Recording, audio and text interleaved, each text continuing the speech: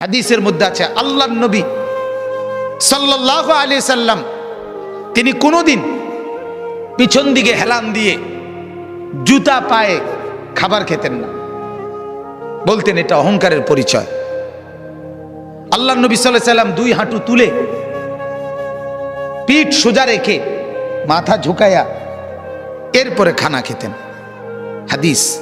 এবং বলতেন আকুলু কামা ইয়াকুলুল আবদ, এক গোলাম তার মনিবের সামনে যেভাবে খায় আমি মুহাম্মদ আমার রবের সামনে এভাবে খানা খাই। বিনয়, তাওয়াজু, এটা রাসূলুল্লাহ সাল্লাল্লাহু আলাইহি সাল্লামের শোভা ছিল। তাহলে পৃথিবীর মধ্যে আল্লাহ ব্যতীত যদি কেউ অহংকার কিছু করার মতো থাকে তো সেটা রাসূলুল্লাহ করতে পারে। কি বলে? কারণ কোন যোগ্যতায় এক সুতা ওনার মধ্যে ঘাটতি নাই, বলেন না? যত যোগ্যতা কল্পনা করা যায় এর কোনটার মধ্যে উনার কোনো ঘাটতি ছিল? সৌন্দর্য, রূপ, আচার ব্যবহার, কথাবার্তা, জ্ঞান গরিমা, বুদ্ধিমত্তা, চলন বলন সবকিছুতে তিনি সেরা। তবুও তিনি কোনোদিনও অহংকার করেন। হাদিসের মধ্যে আছে আল্লাহর নবী সাল্লাল্লাহু আলাইহি সাল্লাম ডান দিক থেকে কেউ যদি উনাকে ডাক দিতেন, কথা বলতেন, তো আল্লাহর নবী পুরা চেহারা ঘুরাইয়া এভাবে তাকাইয়া কথা শুনতেন। যতক্ষণ ওই লোক কথা বলতো অতক্ষণ চেহারা ফিরাইতেন না। এটা তাওয়াজু, বিনয়। এমন না যে সামনের দিকে তাকাইয়া আছে, ওই বেটারে বলছে হ্যাঁ কবে না শুনতে আসি, তো এমন হয় না আমাদের। আল্লাহ রাসূল এটা করতেন না। কেউ হাতে মুসাফা করছে, নবীজি কখনোই নিজের হাত টেনে নিতেন না, ওই লোক যখন হাত ছাড়াইতো তখন ছাড়তেন। তাওয়াজু, বিনয় ছিল। তাহলে এই জন্য ভাইয়া অহংকার যে করবে না, আল্লাহ বলেন আমার জান্নাত তার জন্য। অহংকার কাকে বলে? আল্লাহর নবী বলছে দুই জিনিসকে। কয় জিনিসকে বলেন? এক নাম্বার বাতারুল হক, যত কিছু হক শরীয়তের বিধিবিধান এর যে কোনো একটাকে অবজ্ঞা করা, ফেলে দেওয়া, পরিত্যাগ করা, নিজের জীবন থেকে বাতিল করে দেওয়া, এটাই অহংকার। এই লোকটাই অহংকারী। এজন্য যত যুবক, যত মুসলমান নামাজ পড়ে না, সেজদা করে না, এরা অহংকারী। কারণ এটা হক, সত্য বিধান ইসলামের, এইটাকে সে অস্বীকার করছে, অবজ্ঞা করছে। এই অহংকারী। যত শুদ্ধ কথাই বলুক, ডিগ্রি 18 কিসিমের ডিগ্রি লোক, কথা বুঝেন, সে আপনার অভদ্র। সেজদাবিহীন কোনো মানুষ ভদ্র হইতে পারে না। নামাজবিহীন কোনো সন্তান, কোনো মানুষ ভদ্র হইতে পারে না, হতেই পারে না, হতেই পারে। আল্লাহ ইবলিসের পরিচয় বলছে কোরআনে। আল্লাহ বলছে ইবলিসকে জানো?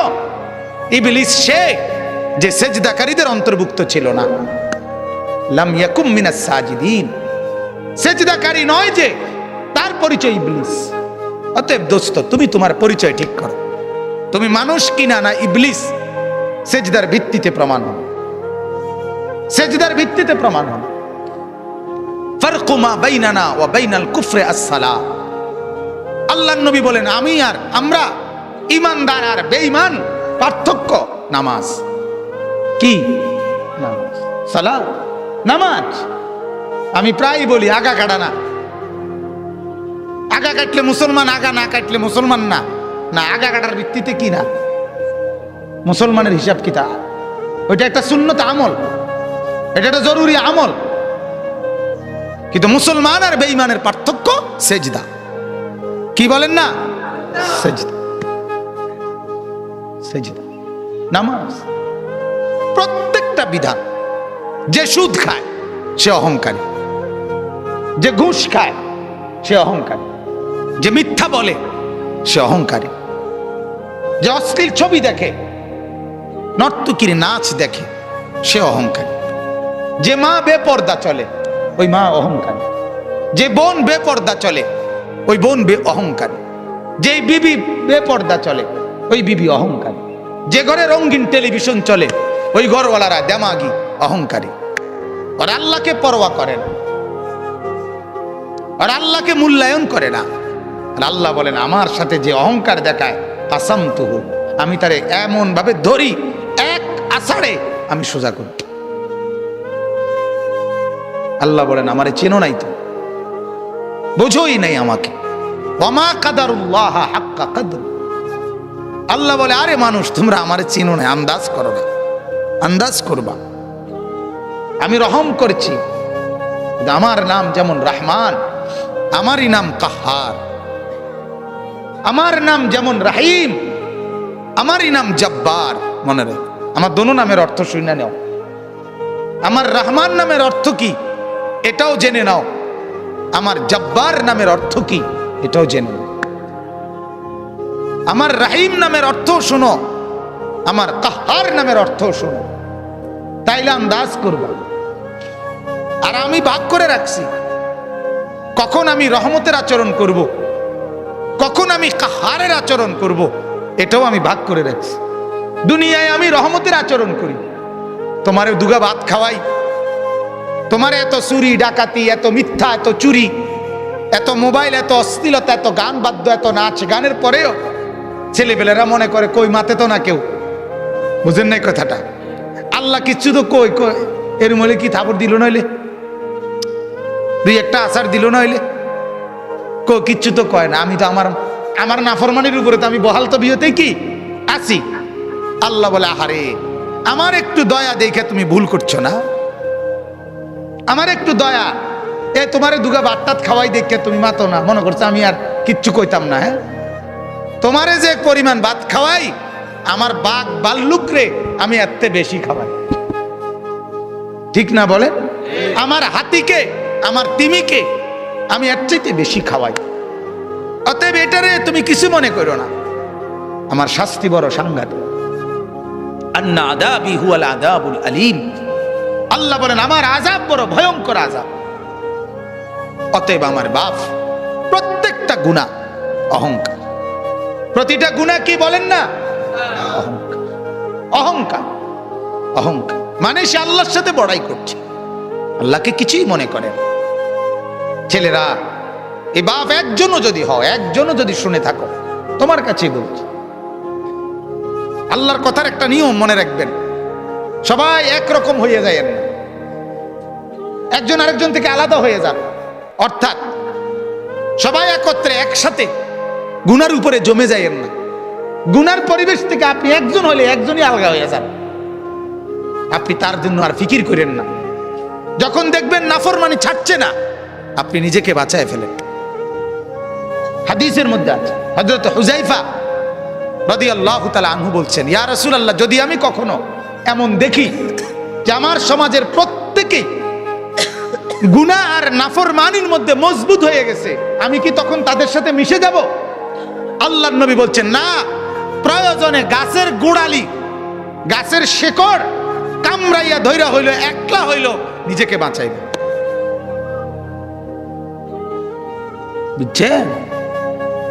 আমরা দিবানিশি বলে যাচ্ছি, এর ভিতরে দিয়া গোটা পৃথিবী আমল না করুক, তো নিজের ব্যাপারে সিদ্ধান্ত নিয়ে রাখছি আমি নামাজ পড়বই।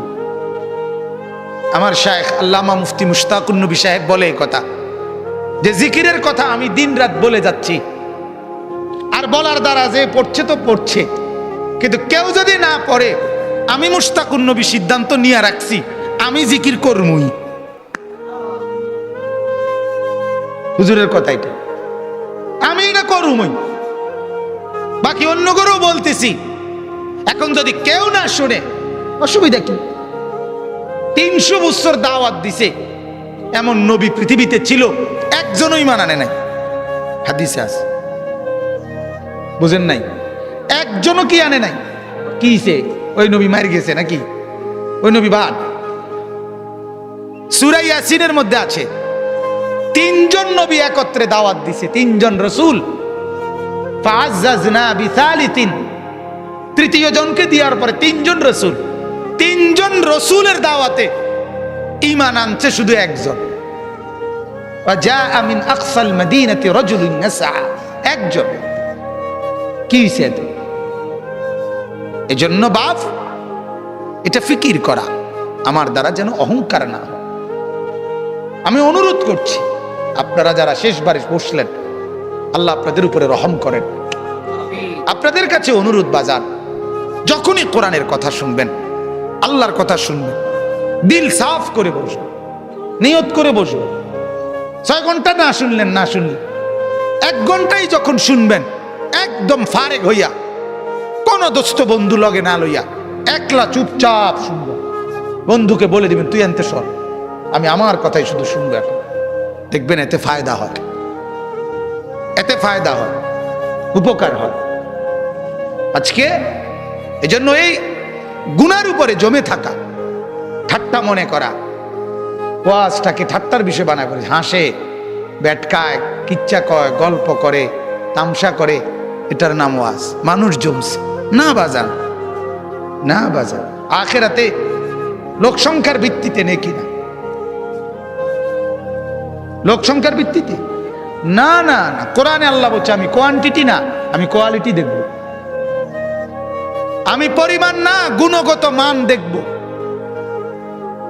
গুণগত মান। কারো 1 সেজদা 7 আসমান আর জমিনের চাইতে ভারী হবে, কারো 1 কোটি সেজদা ওজনে আসবে না। ওই যে সুন্নত মোতাবেক হয় নাই, কোরআনে আছে, ফালা নুকিমু লাহুম ইয়াউমাল কিয়ামাতি ওয়াজনা। কোন কোন নাফরমানের সমস্ত আমল ওজনে আসবে না, মানে এটা 1 কেজি হইতো না। এই জন্য ভাইয়া মাকসাদ স্পষ্ট হওয়া চাই। আমাদের ভিতরে ইখলাস দরকার, আমারও, আয়োজকদেরও, শূন্যওয়ালাদেরও, নাহলে কাঙ্ক্ষিত খরচ হয়। প্রতিটা মাহফিলে কষ্ট আছে, প্রত্যেকটা মাহফিল মেহনতের মাহফিল। এনে আইসা বক্তা হিসাবে শুধুমাত্র 1000 টাকা চুক্তি করে নিয়ে যাওয়া, এটার নাম জিন্দেগি না। এর পিছনে অনেক শ্রম ব্যয় আছে। তাহলে এটার একটা ফলাফল চাইতে হইব, কথা বলেন না? ফলাফল এটাই কি যে লোকেরা বললো তারার মাহফিলে লোক হয়েছে, এটাই ফলাফল, এটাই প্রাপ্তি? তারার মাহফিলে লোক হয়েছে না, এটাই অপ্রাপ্তি, এটা ব্যর্থতা। তাহলে প্রাপ্তি এবং ব্যর্থতা তো এটা না। কয়জন আল্লাহর বান্দার কলিজায় আখিরাতের মহব্বত আসছে, এটা দেখার বিষয়। কয়টা ছেলের ভিতরে নামাজের জজবা আসছে, এটা দেখার বিষয়। এই জন্য আমার অনুরোধ, আল্লাহ তাআলা বলে, বান্দা অহংকার করলে আমি জান্নাত দেব না, আর অহংকার না করলে আমার জান্নাত তোমার জন্য। আর প্রতিটা নাফরমানি অহংকার, অহংকার। 2 নম্বর হলো গামতুন নাস, অপরকে তুচ্ছ করা, মানুষকে তুচ্ছ তাচ্ছিল্য করা যে কোনো ভাবে, এটা অহংকার। এটা কি বলেন না? অহংকার। অতএব আল্লাহ বলেন অহংকার করবে না, আমার থেকে জান্নাত বুঝে নিবা। আর আমি অল্প কথার জন্য বললাম, অহংকার 2 জিনিস। আল্লাহ আল্লাহর রসুলের কোনো নাফরমানি হওয়া, এটাই অহংকার। আর মানুষকে হেয় করা, এটাই অহংকার। আমরা দ্বিতীয়টা যদিও কিছুটা বুঝি, প্রথমটা বুঝি না।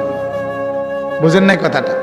একজন আরেকজনের হেয় করা, এটা যে অহংকার কয়, এটা মোটামুটি সবাই বোঝে। এটা কইতেও পারে একজন, বেটা বেটাগিরি দেহ হুডাঙ্গিরি মারো, হ্যাঁ। কিন্তু মূলত দুটোটাই অহংকার, গুনাহ অহংকার। কারণ গুনাহ মানেই তো হলো তুমি আল্লাহকে কি করছো না, পরোয়া করছো না। মেম্বাররে ভয় করছো, অথচ মেম্বার সামনে নাই, অথচ আল্লাহ তো সামনে। চেয়ারম্যানরে ভয় করছো, অথচ চেয়ারম্যান তো সামনে নাই, আল্লাহ তো সামনে। আল্লাহ আমার সাথে আছে কিনা বলেন?